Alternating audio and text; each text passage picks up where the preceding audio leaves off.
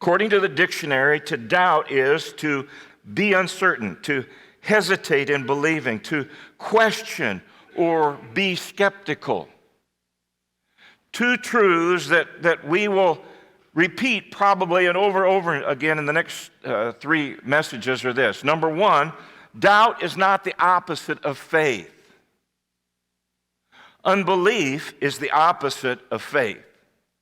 Unbelief is the refusal to believe, while doubt is just an inner uncertainty. There's a difference. Number two, doubt doesn't mean we lack faith. The presence of doubt in our minds often stimulates us to grow stronger spiritually.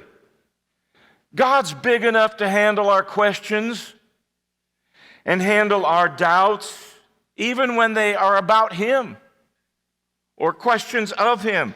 Both Job and David repeatedly questioned God. And yet God said of Job, there is no one like him. He is blameless and upright, a man who fears God and shuns evil. And God called David a man after my own heart, who will do everything I ask him to do. In other words, God understands our doubts, our questions. He allows for those. So doubts are not in and of themselves bad or evil or sinful. The Apostle Paul identifies one of the major reasons or causes for our doubts in 1 Corinthians 13, a very familiar passage of Scripture.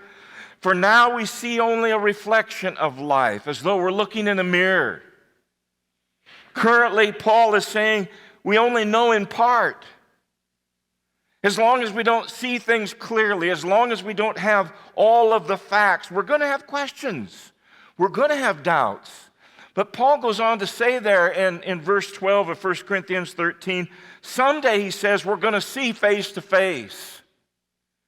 Someday we're going to fully know all things, even as we are currently fully known by God.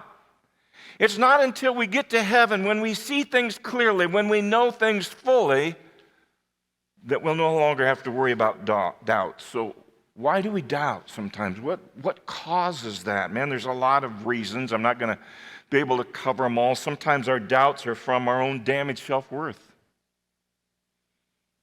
our own low self-esteem. And the devil knows that.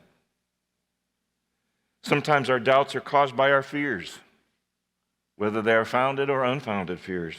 Other times our doubts come from a prolonged illness or maybe an unexpected death. Sometimes our doubts are a result of crises or an unexpected event. Maybe it's a weather-related storm and just kind of has ruined everything. Maybe it's a sudden termination of our employment or a divorce or some act of violence against us, and the list can go on. And at times, doubts are triggered by other people. When people criticize us, betray us, gossip about us, and more. But make no mistake, whatever is the cause of doubts here, the root is Satan.